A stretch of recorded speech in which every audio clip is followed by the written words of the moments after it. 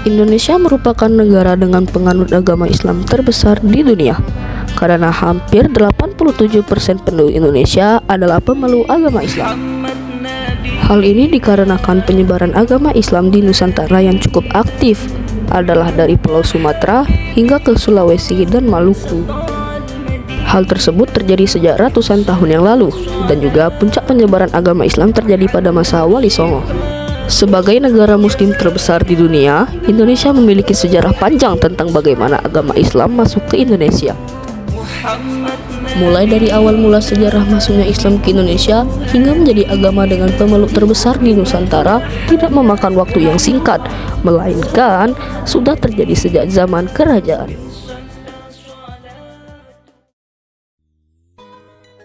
Sejarah masuknya Islam ke Indonesia. Ada banyak teori yang menegaskan awal mula masuknya agama Islam ke masyarakat Nusantara di kala itu.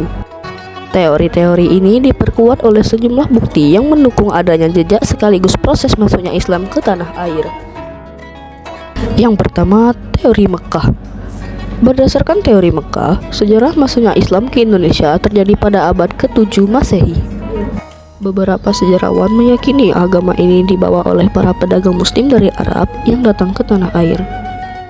Salah satu buktinya karena ada beberapa sumber dari naskah Cina kuno yang menyebut ada sekelompok orang Arab yang bermukim di pesisir barat Pulau Sumatera pada 625 Masehi. Pada saat itu sebenarnya pesisir barat Pulau Sumatera merupakan kawasan kekuasaan kerajaan Sriwijaya yang beraliran agama Buddha.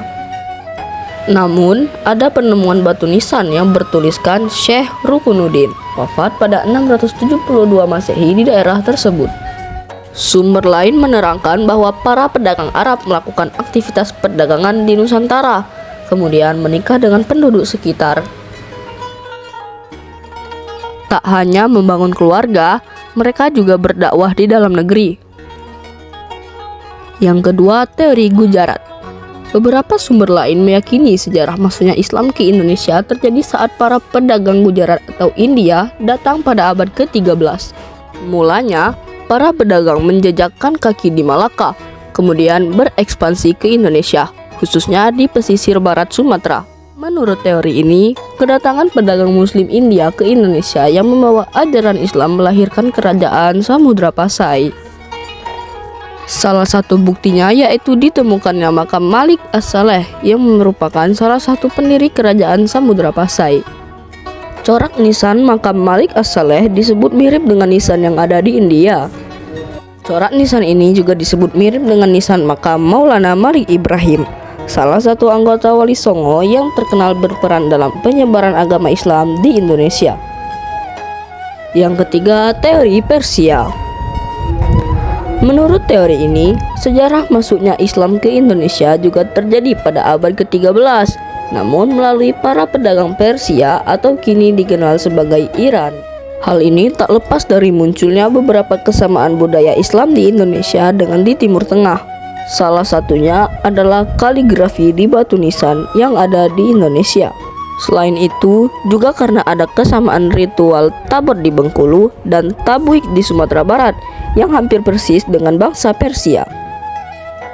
Para sejarawan juga meyakini Islam masuk ke Indonesia karena para pedagang Persia, lantaran banyak kata-kata bangsa Persia dalam hikayat Melayu, Aceh, hingga Jawa. Namun, beberapa pihak menyebut aliran Islam bangsa Persia adalah Syiah, sementara aliran Islam yang berkembang pesat di dalam negeri adalah Sunni. Yang keempat, teori China.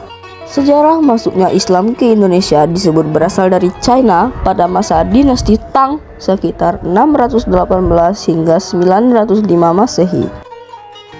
Panglima Muslim China bernama Sa'ad bin Waqqas yang aslinya berasal dari Madinah dipercaya sebagai pembawa ajaran Islam ke Nusantara. Sumber lain menyatakan bahwa Islam masuk ke Indonesia melalui penduduk China yang bermigrasi ke Asia Tenggara, salah satunya ke Indonesia. Mereka kemudian bermukim di Sumatera Selatan pada 879 Masehi.